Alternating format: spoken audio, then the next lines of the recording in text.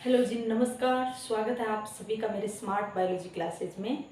तो हम क्या पढ़ रहे थे? हम पढ़ रहे थे पादप कार्य की, यानी प्लांट फिजियोलॉजी, जिसके अंदर हमने क्या देख लिया था। हमने विसरण देख लिया था, हमने प्रासरण देख लिया था, और किस तरह से प्रैक्टिकल तौर पे भी हमने देख लिया था कि किशमिश को किस तरह से अलग प्रासारी या अति प्रासारी या समप्रासारी विलयन के अंदर डालें तो क्या रिएक्शन होती हैं। ठीक है, तो चलिए आज हमारा टॉपिक है जो कि पादपों में परिवहन यानी होता है, उसके अंदर मूल दाब क्या है, वाष्पोत्सर्जन क्या है, बिंदु स्त्राव क्या होता है, इन सभी बातों पे हम चर्चा करेंगे। ठीक है, तो एक बात मैं बता देती हूँ कि हम सोचते हैं कि पादप के अंदर भोजन कहाँ बनता है, यानी पादप की रसोई कहाँ है। हमने कहाँ देखी कि एक पादप के पत्ती के अंदर क्या बनता है, भोजन बनता है। ठीक है, जब पत्ती के अंदर भोजन बनता है तो वहाँ किसकी आवश्यकता होती है? जल की आवश्यकता होती है। जैसे मैंने क्या कहा, अपने किचन के अंदर जल की आवश्यकता होती है। और वो जल कौन लाता है? कि जैसे मम्मी खाना बना रही होती हैं तो हम में से किसी को आवाज़ देती है कि बेटा पानी लेके आना, हमें भोजन बनाना है। ठीक है, तो वैसे ही आप सोच के देखो कि एक पादप जो है उसके अंदर जल कौन लाएगा? कि भाई पत्ती है, उस पत्ती के अंदर क्या हो रहा है, प्रकाश संश्लेषण की क्रिया हो रही है, यानी भोजन बन रहा है। ठीक है, तो उसके लिए जल कौन लाएगा? ठीक है, वो हम देखेंगे। यानी कि हमने ये पढ़ा था कि मूल क्या करती है, मूल के परिपक्वन क्षेत्र में क्या पाए जाते हैं, मूल रोम पाए जाते हैं।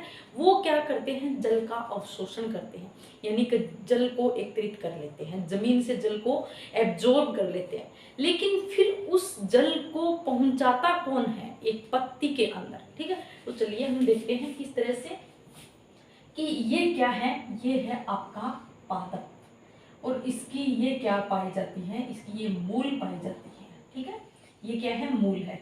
और ये यहाँ क्या है, जो आपकी भूमि है, इसके अंदर क्या भरा पड़ा है? जल भरा पड़ा है। ठीक है, यानी इस भूमि के अंदर क्या है? जल है। और हमने क्या देखा था कि एक मूल का जो परिपक्वन क्षेत्र, जैसे ये क्या है, इसके मूल का परिपक्वन जो क्षेत्र था, वहां क्या पाए जाते थे? क्या पाए जा रहे थे? मूल रोम। याद रखना, मैंने पहले भी बताया था कि जो मूल के कितने क्षेत्र होते हैं? परिपक्वन, दीर्घीकरण और मेरिस्टेम क्षेत्र। इन तीनों क्षेत्र में से सिर्फ मूल रोम किस में पाए जाते हैं? सिर्फ आपके परिपक्वन क्षेत्र में क्या पाए जाते हैं? मूल रोम पाए जाते हैं। ठीक है, तो ये मूल रोम क्या करेंगे? जैसे यहाँ इस मूल के अंदर क्या पाए जा रहे हैं? मूल रोम पाए जा रहे हैं। ये क्या करेंगे? ये जल को, यानी यहाँ से जल को क्या कर लेंगे? अवशोषित कर लेंगे। किस क्रिया के द्वारा? ये विसरण क्रिया के द्वारा कहाँ चला जाएगा? एक मूल के अंदर चला जाएगा। ठीक है, किस तरह से वो मैंने कल आप लोगों को बताया था कि कौन सा दो पथ थे, एक एपोप्लास्ट पथ और एक सिम्प्लास्ट पथ था। ठीक है, एपोप्लास्ट ऐसा पथ है, निष्क्रिय पथ है, यानी उसके अंदर ऊर्जा खर्च नहीं होती है। वो कहाँ से गमन करता है? जल की बाह्य त्वचा से होता हुआ, और जो वलकुट का अंतर कोशिकीय अवकाश है वहां से होता हुआ। लेकिन वलकुट की आंतरिक सतह, जिसको हम क्या कहते हैं? एंडोडर्मिस। एंडोडर्मिस में क्या पाई जाती है? केस्पेरियन पट्टिका पाई जाती हैं, जहां जाकर क्या है? अवरुद्ध हो जाता है, जिससे फिर क्या है? सिम्प्लास्टिक पथ से, यानी कोशिका के अंदर क्या आ जाता है? जल आ जाता है, और इस तरह से फिर आगे जाइलम वाहिका में जल प्रवेश करता है। ये बात हमने कल पूरी डिटेल से पढ़ ली थी। ठीक है, लेकिन आज हम ये देख रहे हैं कि ये जल ऊपर कैसे जाएगा। ठीक है, तो देखिए कि जब यहाँ से ये जल है, ये जल किस प्रवाह से जा रहा है? इसका प्रवाह है कैसा है? थोक प्रवाह है। ठीक है, जैसे एक नदी में क्या होता है? जल का बहाव होता है, एक साथ सभी अणु जल के क्या है? आगे गमन करते हैं। वैसे ही यहाँ से जल कहाँ कर गए? इस मूल के अंदर प्रवेश कर गया जल। ठीक है, यानी ये मूल क्या है? जल से लदालद हो गई, जल से भर गई। अब देखो कि इस मूल के अंदर जब जल आ गया तो क्या मूल के ऊपर ये जल दबाव नहीं डालेगा? डालेगा ना। ये दबाव डालेगा, जिसके कारण यहाँ क्या है? जल ऊपर चढ़ जाएगा। ये जो जाइलम वाहिका है, इस जाइलम वाहिका के अंदर क्या है? आपका जल ऊपर की तरफ चढ़ जाएगा, जाइलम वाहिका। ठीक है, जाइलम वाहिका या वाहिनी की दोनों में क्या है, जल ऊपर चढ़ जाएगा। किस दाब से, इस मूल दाब से। यानी मूल, एक पादप की मूल के अंदर जल भर गया, ठीक है, जल भर गया। वो जल, जैसे ही जल भरा तो उनकी भित्ति पे क्या लगा है, दाब लगा रहा है मूल की। जब भित्ति पे दाब लगा रहा है तो वो क्या होगा, ऊपर की तरफ निकलेगा। ठीक है, ऐसे नहीं समझ में आता है तो आप देखो कि एक गुब्बारा है, गुब्बारे के अंदर आप पानी डालते जाओ कि जब वो उसके अंदर उसकी कैपेसिटी से ज़्यादा बढ़ जाएगा तो वो जल कहाँ है, बाहर निकलेगा। वही तो बात है कि एक दाब के साथ कैसे निकलेगा, बाहर निकलेगा। वही जब मूल भर जाएगी तो एक दाब के साथ क्या है, ऊपर की तरफ फेंकेगा जल। वो एक दाब, जो कौन सा दाब है, मूल लगा रही है। कौन लगा रही है, मूल लगा रही है, इसलिए उसको बोला जाता है मूल दाब बोला जाता है। अब देखो ये सकारात्मक दाब होता है, यानी पॉजिटिव के साथ आगे की तरफ क्या करता है, जल को फेंकता है। ठीक है, तो अब हम देखते हैं मूल दाब क्या होता है। कि मूल दाब जो है यानी रूट प्रेशर कैसा होता है, पॉजिटिव होता है, यानी धनात्मक दाब होता है। विभव प्रवणता के द्वारा जल परिवहन होता है, विभव प्रवणता के द्वारा जल परिवहन होता है। उस समय क्या होता है, ये मूल दाब उत्पन्न होता है। मूल दाब उत्पन्न, ये मूल दाब उत्पन्न कब होता है, सीधी सी बात है, यहाँ कुछ नहीं है कि जब यहाँ इस, ये बाहर जो भूमि है इसके अंदर क्या है, जल क्या है, अधिक मात्रा में है। और इस मूल में पहले क्या था, जल कम था। लेकिन जब ये उच्च सांद्रता से कहाँ जाएगा, निम्न सांद्रता की ओर जाएगा। कौन, जल उच्च सांद्रता से निम्न सांद्रता की ओर जाएगा तो मूल क्या हो जाएगी, भर जाएगी पानी से, और फिर एक दाब लगेगा, मूल दाब। तो उत्पन्न कब हुआ, कि जब सांद्रता प्रवणता, यानी एक तरफ सांद्रता कैसी होगी, उच्च सांद्रता, दूसरी तरफ क्या होगी, निम्न सांद्रता, तभी ये क्या उत्पन्न होगा, मूल दाब उत्पन्न होगा। ठीक है, फिर देखते हैं, ये बड़ा ही इंपॉर्टेंट पॉइंट है कि कम ऊंचाई तक ही जल को भेजता है। ये क्या करता है, कम ऊंचाई तक ही जल को भेजता है। कि जो आपने घास देखा है, या छोटे पादप है जो अभी नवजात है, या फिर जिनकी ऊंचाई ही कम होती है, साग जैसे पादप हैं, उसके अंदर क्या है, ऐसा मूल दाब के द्वारा जल ऊपर की तरफ होता है। कहने का अर्थ है कि कम ऊंचाई वाले पादपों के अंदर ही क्या मिलेगा, आपको मूल दाब देखने को मिलेगा, या मूल दाब के द्वारा जल क्या होगा, ऊपर की तरफ चढ़ेगा। ठीक है, जो अधिक ऊंचाई वाले पादप है उसके अंदर मूल दाब के द्वारा नहीं पहुंचाया जाता है। ठीक है भाई, देखो यहाँ जो मूल है वो मूल ऐसे थोड़ी कि इतने जोर से तेज से फेंके कि 130-120 मीटर तक ऊंचाई तक जल पहुंच जाए। ठीक है ना, ऐसा नहीं होता है, कुछ ही दूरी तक जा पाता है।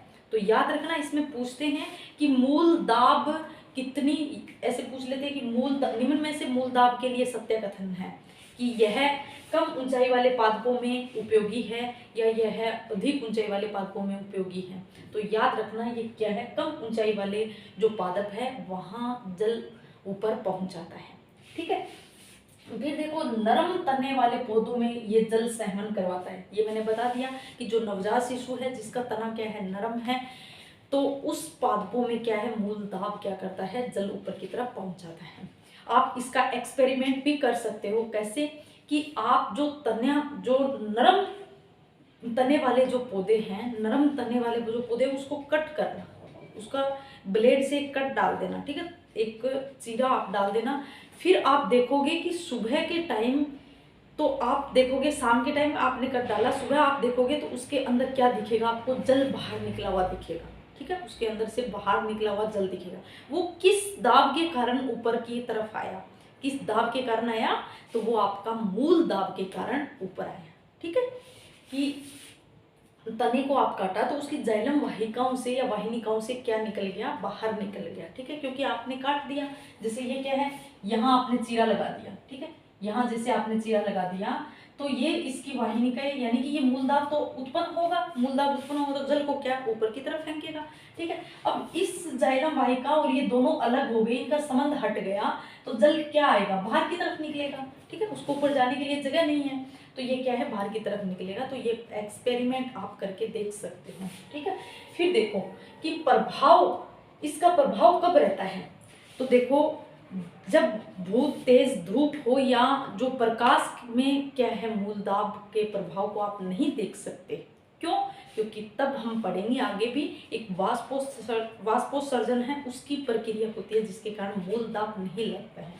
ठीक है, तो ये प्रभाव कब देख सकते हो? या तो आप रात के समय देख सकते हो, क्योंकि तब क्या होता है, प्रकाश नहीं होता है, जिससे क्या है जल की हानि नहीं होती है, तो क्या है वो मूल दाब नीचे से लगता है।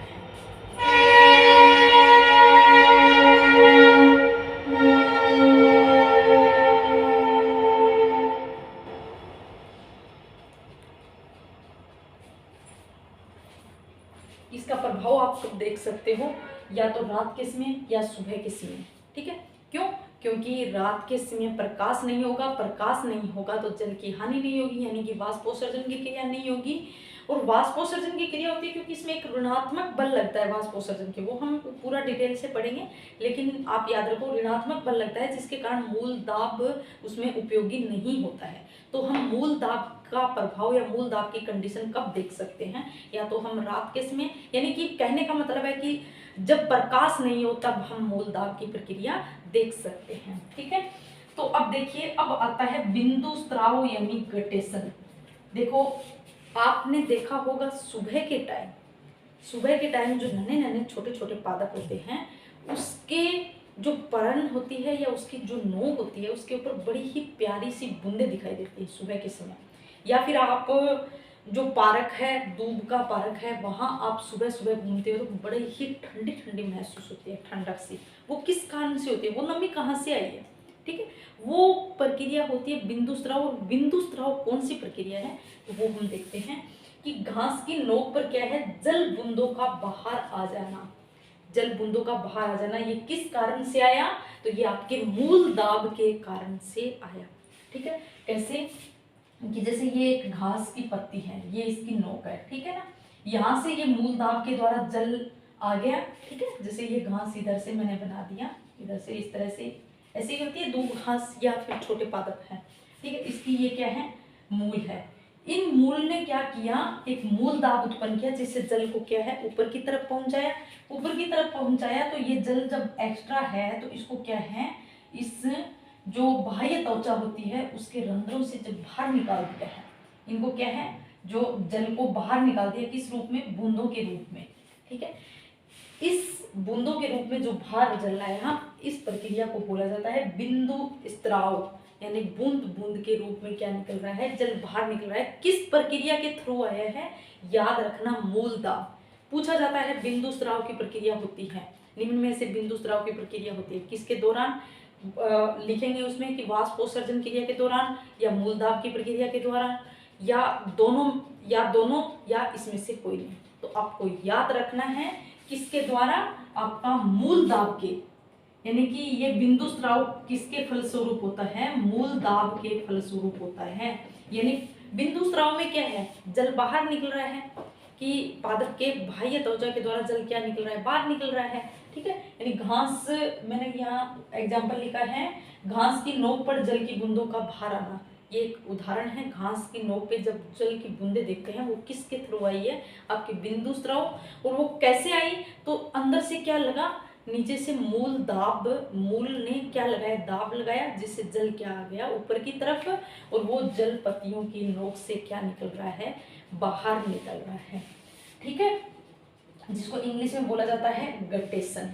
ठीक, चलो अब हम देखते हैं वाष्पोत्सर्जन यानी ट्रांसपीरेशन। एक बात मेरे को बताइए कि हमने छोटे पादपों में तो देख लिया, यानी जो नवजात है या छोटे ऊंचाई कम ऊंचाई वाले पादप है, उसमें तो क्या है, मूल दाब के द्वारा जल ऊपर की तरफ चला गया। लेकिन पादप तो छोटे थोड़ी ना, तो बहुत बड़े बड़े होते हैं, बहुत ज़्यादा ऊंचाई होती है, 100 मीटर, 150 मीटर, है ना, 120, इतनी इतनी ऊंचाई के मिल जाएंगे आपको। ठीक है, तो उसके अंदर क्या है, जल कैसे पहुंचेगा, कि मूल दाब से जल नहीं पहुंच रहा है। ठीक है, तो वो जल कैसे पहुंचेगा उसके बारे में हम देखते हैं, किस तरह से वो जल पहुंचेगा, कि अधिक ऊंचाई वाले पादपों में जल का परिवहन ऊपर तक कैसे होता है। ठीक है, जैसे ये क्या है, इसकी मूल है, और ये क्या है, जिसे इतना ऊंचाई वाला मैंने पादप बता दिया। ठीक है, इसके अंदर जैसे यहाँ तक, जैसे मूल दाब लगेगा तो बस यहाँ तक ही क्या पहुँच पाएगा, जल पहुँच पाएगा। लेकिन पादप के बाकी भागों तक भी तो जल की आवश्यकता है, क्योंकि इस पादप के जैसे बड़े बड़े पादप होता है उसके ऊपर जाकर ही क्या लगी होती हैं, पत्तियां लगी होती हैं। इसके ऊपर जाकर ही पत्तियां लगी होती है, तो पत्तियों में ही क्या होता है, प्रकाश संश्लेषण की क्रिया। और प्रकाश संश्लेषण में क्या उपयोग में आता है, आपका जल उपयोग में आता है। तो इन पत्तियों तक जल कैसे पहुंचेगा, कि मूलदाब के द्वारा तो नहीं पहुंच रहा, क्योंकि हमने क्या देखा, मूलदाब तो सिर्फ जो कम ऊंचाई वाले हैं या कम ऊंचाई तक ही क्या करेगा, जल को पहुंचा पाएगा। ठीक है, तो इसके लिए मैं बता देती हूँ, बहुत ही सरल वे में बताऊंगी, आप इसको ध्यान से समझोगे तो बढ़िया से समझ में आ जाएगा। ठीक है, कि यहाँ से क्या होगा, जैसे यहाँ से जल गया, ठीक है ना, किस तरह से ये जल जाएगा। सबसे पहले मैं आपको एक एग्जाम्पल बताती हूँ, उसके थ्रू समझोगे। पहले एग्जाम्पल को ध्यान से समझना, फिर आपको ये सब चीज़ समझ में आ जाएगी। ठीक है, जैसे ये प्रक्रिया समझने के लिए मैं आपको बहुत ही सरल वे में बताती हूँ, एक एग्जाम्पल के थ्रू बताती हूँ। ठीक है, एग्जाम्पल यदि हम देखें कि हम जब कोई काम नहीं कर रहे हैं, पापा ने कोई काम बोला और हमने क्या कर दिया, मना कर दिया। ठीक है, पापा को आ गया गुस्सा, पापा ने हमको डांटा क्या, पीट भी दिया। ठीक है, तो हम भी कहाँ कम थे, हम भी मुंह फुला के बैठ गए और हमको भी गुस्सा आ गया कि हमने काम नहीं किया तो हम हमारे पीटा क्यों हमको।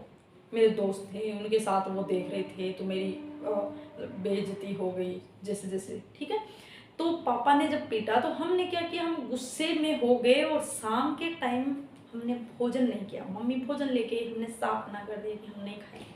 ठीक है, गुस्से में आकर हम बैठ गए, तो पापा ने क्या किया, हमारे हाथ पैर बांध दिए। ठीक है, जैसे ही हमारा बड़ा या छोटा भाई है वो देख रहा, वो हंस रहा है। ठीक, तो पापा ने क्या किया, हमको चिढ़ाने के लिए बड़े बड़े पकवान लेके आए अच्छे अच्छे। ठीक है, कचौरी, समोसा, गुलाब जामुन, जो भी है, आपके सुन के आपके मुंह में लार भी आ गई होगी। ठीक है, तो इस तरह से क्या है, पकवान लेके आए, तो आप वो क्या हुआ कि अपने हाथ पैर बांधे हुए थे। ठीक है, हाथ पैर बांधे हुए तो हम खा नहीं सकते। ठीक है, मतलब कितने लेके, 100 पकवान लेके आए। ठीक है, अब 100 पकवान में से एक पार्ले जी बिस्किट हमारे पास रख दिया, बाकी जो 99 जो पकवान थे, वो 99 पकवान यानी कि हमारा जो छोटा भाई है या जो छोटी बहन है वो पास में बैठे, उसको दे दिए। ठीक है, अब देखो अपन को कैसा लगेगा, गुस्सा और तेज होगा, यानी क्या आएगी, नेगेटिविटी आएगी। नेगेटिविटी आएगी यानी कि हमको क्या है, हमको नहीं दिया, हमारी बहन को दे दिया। ठीक है, तो जैसे ही फिर पापा क्या करेंगे, हमारे हाथ पैर खोलेंगे, तो हम बताओ क्या आप इस एक पार्ले जी बिस्कुट की तरफ भागोगे या फिर दूसरे रूम में जहां पापा ने क्या है, भाई या बहन को क्या दिए, जो 99 पकवान दिए। ठीक है, आप पार्ले जी बिस्कुट की तरफ नहीं जाओगे, आप कहाँ जाओगे, आप उस 99 प्रकार के जो भोजन है वहां जाओगे। ठीक है, तो यही कंडीशन है समझने की, किस तरह से कि यहाँ से जो क्या आया, जल आया। माना यहाँ इन पत्ती की जगह कितने 100 अणु क्या आ गए, जल के आ गए। किसके आगे, 100 अणु जल के आ गए। ठीक है, अब यहाँ जब 100 अणु जल के आए तो इसमें से क्या है, सिर्फ एक अणु, यानी एक अणु, 100 अणु या 100% कह दो, 100% जो है, 100% जो जल की मात्रा आई, उसमें से सिर्फ 1% ही क्या है, पत्ती में यूज हुआ, यानी पत्ती ने उपयोग में लिया भोजन बनाने के लिए। ठीक है, 1% ही यूज लिया भोजन बनाने के लिए। बाकी जो 99% है वो क्या है, जो हमने देखा था कि पर्ण या पादप की जो बाह्य त्वचा है, क्या है, पादप की जो बाह्य त्वचा है, यानी उस बाह्य त्वचा के द्वारा जल की बूंदें क्या है, बाहर निकल जाएगी। बाह्य त्वचा में क्या पाए जाते हैं, रंध्र पाए जाते हैं। उन रंध्रों के द्वारा क्या है, जल की क्या हो गई, हानि हो गई। ठीक है, हानि यानी हमको क्या आ गई थी, नेगेटिविटी आ गई कि 99 प्रकार के भोजन हमारी बहन को दे दिए, तो हमको नेगेटिविटी आ गई, यानी हानि हो गई, जल की क्या हो गई, हानि हो गई। कितने, 99% जल की हानि हो गई, सिर्फ 1% ही क्या, जल उपयोग में आया। ठीक है, ये जब 99% हानि हुई तो यहाँ क्या हुआ, एक ऋणात्मक, एक नेगेटिव दाब उत्पन्न हुआ। क्या हुआ, एक नेगेटिव दाब उत्पन्न हुआ यहाँ। और ये जो नेगेटिव दाब उत्पन्न हुआ उससे ये क्या करेगा, ये क्योंकि ये ऋणात्मक है तो ये क्या करेगा, नीचे से जल को खींचेगा। अब देखो मूल दाब पॉजिटिव था यानी कि ऊपर की तरफ धक्का दे रहा था, जल को क्या कर रहा था, ऊपर की तरफ धक्का दे रहा था, ठीक है। लेकिन ये क्या है, ऋणात्मक है, नेगेटिव है, तो ये खींचेगा ऊपर की तरफ, जल को क्या करेगा, खींचेगा। और ये इतना तेज होता है कि यहाँ से जल के अणुओं को एक साथ खींच लेगा, ठीक है। तो जैसे ये 99% निकला तो यहाँ से क्या आ गया, वापिस से 100% और आ गया जल, ठीक है, 100% जल और आ गया। ऐसे ही फिर क्या है, 99% क्या होगा, रंध्र के द्वारा जल की क्या हो जाएगी, हानि हो जाएगी, ठीक है, इस जल की हानि हो जाएगी। और फिर वही 1% क्या है, उपयोग में आता रहेगा।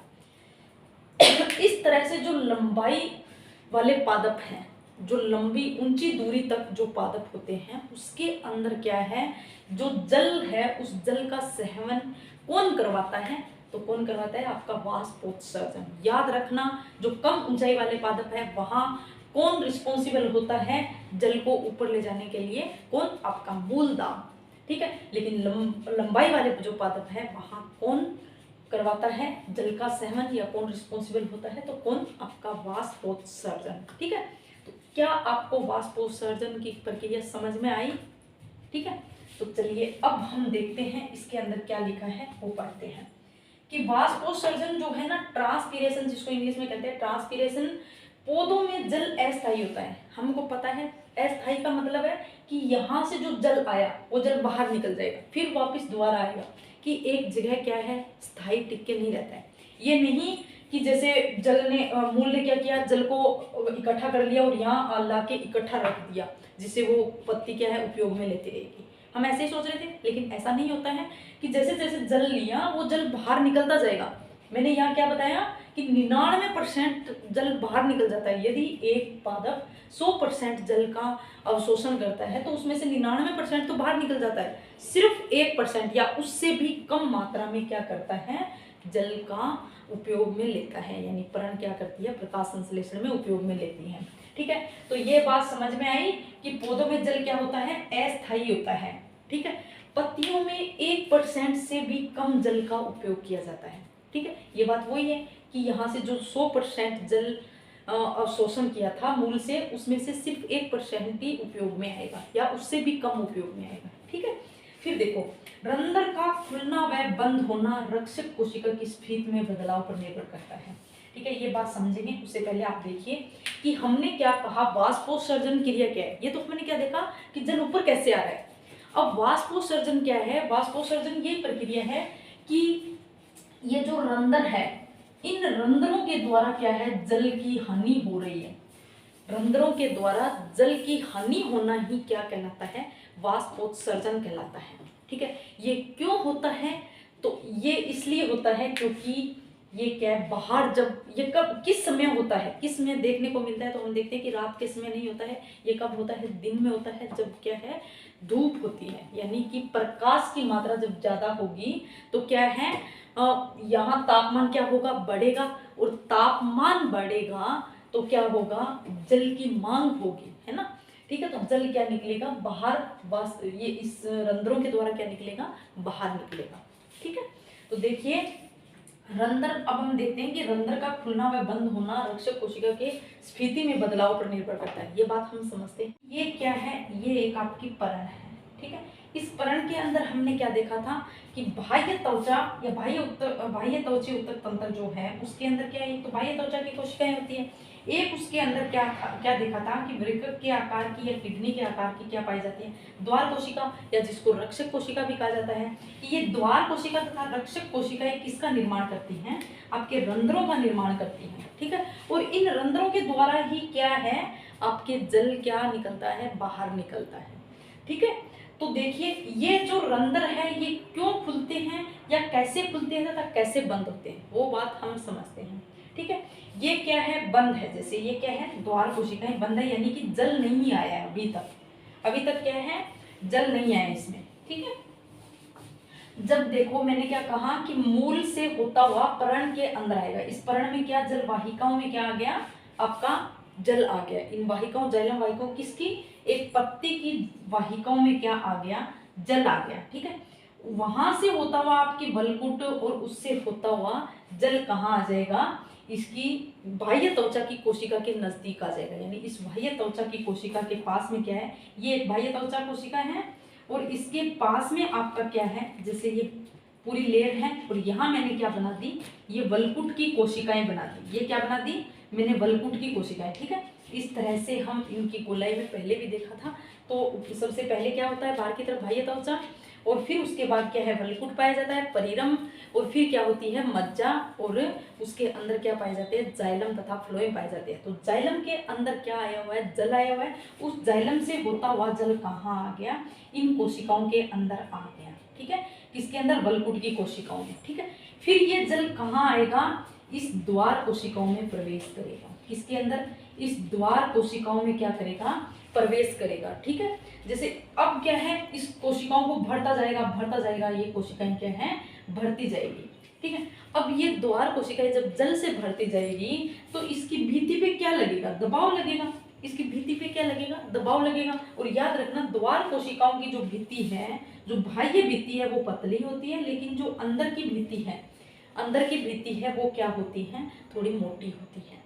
ठीक है, तो देखिए क्या है, यहाँ दाब लगेगा। अब देखो सबसे पहले कौन सी भित्ति, जो बाहर वाली पतली भित्ति है वो क्या होगी, बाहर की तरफ खिंचाव होगी, यानी फूलेगी, बाहर की तरफ आएगी। ठीक है, जैसे यहाँ ऐसे ये आ गई। ठीक है, इस तरह से ये आ गई। मैं रेड कलर से दिखा देती हूँ। ये देखो, ये जब इसमें पानी भरता गया तो ये जो कोशिका है इसका फुलाव इस तरह से हो गया। इसी तरह से दूसरी जो कोशिका है वो भी क्या हो गई, उसकी जो बाहरी भित्ति है वो क्या हो गई, बढ़ गई। यानी जब पानी भरता गया तो इसके ऊपर क्या है, दबाव लगेगा। दबाव लगने से ये क्या होगा, इसमें कोशिका में परिवर्तन आएगा। ठीक है, जब ये खींचेगी, ये कोशिका बाहर की तरफ खींचेगी, कौन सी, बाहरी भित्ति, तो क्या ये अंदर की जो भित्ति है ये भी नहीं खींचेगी। ठीक है, ये भी नहीं खींचेगी क्या, देखो यदि इस तरह से ये कोशिका है। ठीक है, किस तरह से बताती हूँ मैं, ऐसे बता देती हूँ। ये क्या है, ये दो कोशिका है, कौन, द्वार कोशिका है। अब बताओ इनके अंदर की भित्ति क्या है, मोटी है, और बाहरी भित्ति ये क्या है, पतली भित्ति है। जब मैं इसके अंदर पानी भरती जाऊं दोनों कोशिकाओं के अंदर, तो ये क्या होगी, फूलती जाएगी। यानी फूलती जाएगी, सबसे पहले फूलेगी बाहरी कोशिकाएं, ये बाहरी जो भित्ति है वो क्या है, बाहर की तरफ फूलेगी। फिर देखो, फिर अंदर वाली भित्ति पर भी क्या पड़ेगा, दबाव पड़ेगा, वो भी क्या होगी, खिंचाव होगी, खींचेगी, वो खींचेगी। तो इस तरह से क्या हो जाएगा, आपका रंध्र जो है वो खुल जाएगा। ठीक है, एक क्या बन जाएगा, एक रंध्र, यानी एक छेद बन जाएगा। उसके द्वारा जो ये इसके अंदर जो जल आया था, इन दोनों कोशिकाओं के अंदर जो जल आया था वो जल क्या हो जाएगा, इस छिद्र के द्वारा बाहर निकल जाएगा। और इस छिद्र को क्या कहा जाता है, इस छिद्र को कहा जाता है रंध्र। ठीक है, इस तरह से इस कंडीशन में आ जाएगा। ठीक है, तो यहाँ जो जल आया था वो जल यहाँ आएगा और यहाँ से होता हुआ क्या है, आपका बाहर निकल जाएगा। ठीक है, तो ये तो था रंध्र का खुलना और बंद होना। ठीक है, अब ये रंध्र का खुलना और बंद होना रक्षक कोशिका के स्फीति में बदलाव पर निर्भर करता है। ठीक है, कैसे कि ये कब खुलेंगे रंध्र तथा कब बंद होंगे। दिन के समय क्या होते हैं, रंध्र खुलते हैं। क्यों, क्योंकि दिन के समय में क्या है, तापमान ज्यादा होगा, तो पानी की जो मात्रा है वो क्या है, जल्दी जल्दी बाहर निकलेगी। यानी ये क्या होगा, आसपास क्या होगी, नमी होगी। यानी जो आसपास का एरिया है, जैसे यहाँ तापमान ज्यादा है, ये एक द्वार कोशिका है, इसके यहाँ आसपास मैंने कहा कि यहाँ क्या है, ताप ज्यादा है।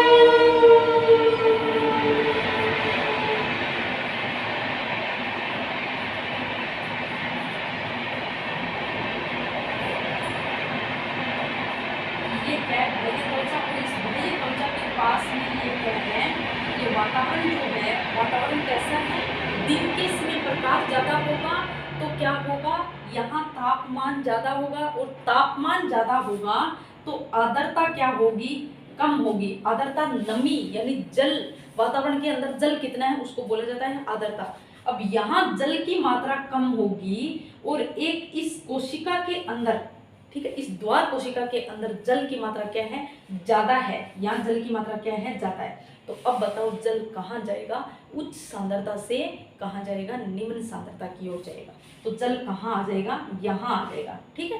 तो रंध्र क्या होंगे, दिन के समय ओपन हो जाएंगे, ठीक है।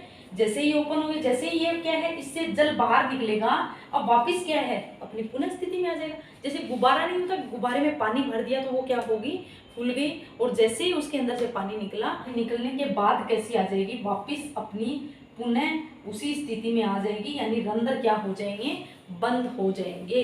यानी बाहर की नमी जब बढ़ जाएगी तो रंध्र क्या हो जाएंगे, बंद हो जाएंगे। यानी कहने का मतलब है कि रात के समय क्या होता है, रात के समय यहाँ क्या है, आसपास के वातावरण में जल की मात्रा ज्यादा होती है और यहाँ जब कम होती है तो रंध्र क्या होते हैं, बंद रहते हैं, ठीक है। तो ये था रंध्र का खुलना तथा बंद होना।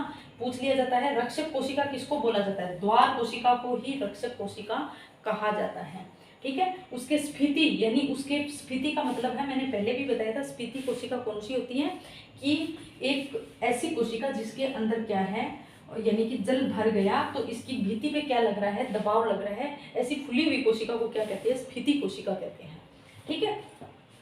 फिर देखते हैं कि जो वाष्पोत्सर्जन है उसको प्रभावित कौन करता है, कि प्रभावित करने वाले कारक कौन से हैं। हम देखते हैं कि एक तो जलीय पादप होते हैं, ठीक है, क्या उसके अंदर वाष्पोत्सर्जन होता है, या फिर एक रेगिस्तान के अंदर देखें कि वहां तो ऑटोमेटिक ही अंदर से जल कम आ रहा है, तो यदि उसके अंदर क्या है, वाष्पोत्सर्जन की क्रिया हो जाएगी तो क्या फिर पौधे को जल मिल पाएगा, ठीक है। तो वही हम देखते हैं कंडीशन, उनके जो प्रभावित करने वाले कारक है वो कौन से हैं। एक होता है बाहरी कारक, कौन सा, वातावरणीय कारक, ठीक है, और एक होता है आंतरिक कारक, यानी अंदर की जो बाह्य त्वचा या उनके अंदर की जो कोशिकाएं हैं उसके अंदर कौन कौन से परिवर्तन हो रहे हैं, ठीक है। तो सबसे पहले बाहरी कारक के अंदर आते हैं कि तापमान बढ़ेगा, ठीक है। जैसे मैंने क्या कहा, दिन में रंध्र क्या होते हैं, खुले होते हैं, यानी प्रकाश क्या होता है, ज्यादा होता है, यानी लाइट यानी प्रकाश क्या होगा, ज्यादा होगा, प्रकाश ज्यादा होगा तो तापमान भी क्या होगा, ज्यादा होगा, ठीक है। तापमान ज्यादा होगा तो आर्द्रता क्या होगी, कम होगी, क्योंकि तापमान क्या करता है, जल की बूंदों को वाष्प में बदलकर उड़ा देता है, और जल वाष्प कम होगी तो आर्द्रता क्या होगी, कम होगी, ठीक है।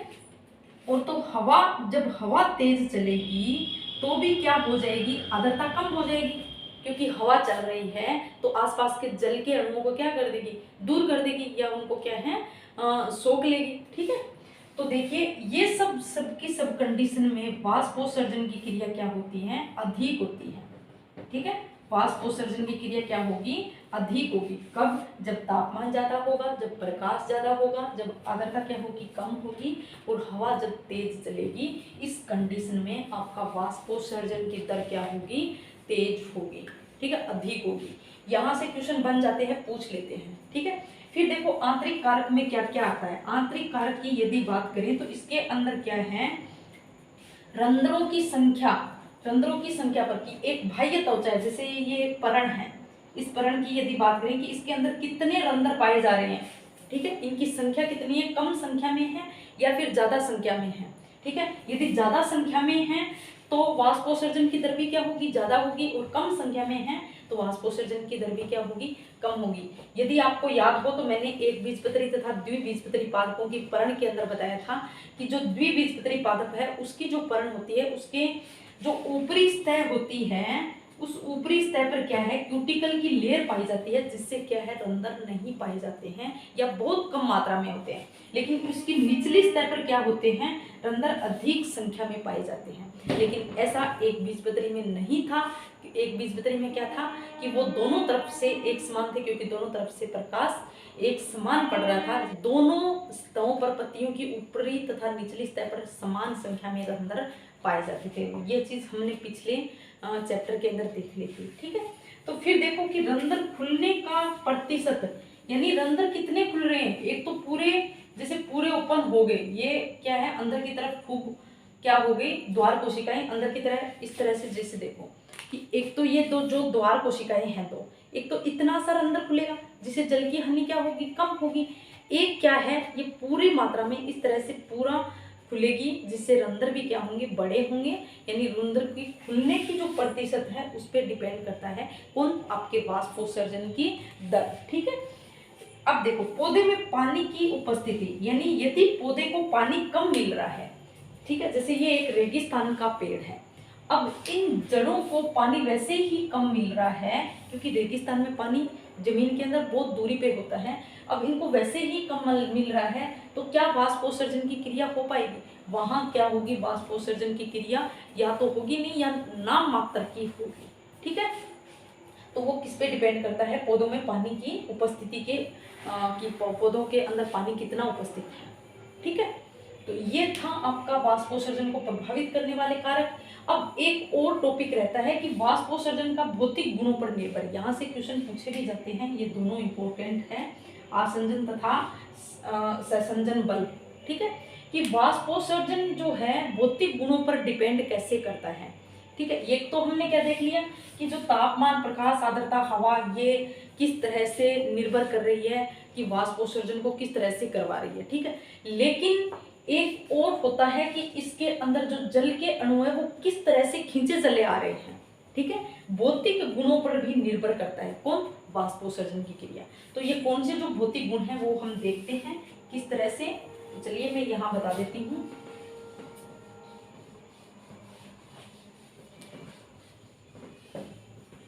ये जो आपके भौतिक गुण, एक है संसंजन बल और एक है आसंजन बल। ठीक है, जैसे मैंने क्या कहा, ये क्या है, वाहिका या वाहिनिका, जाइलम तत्व है।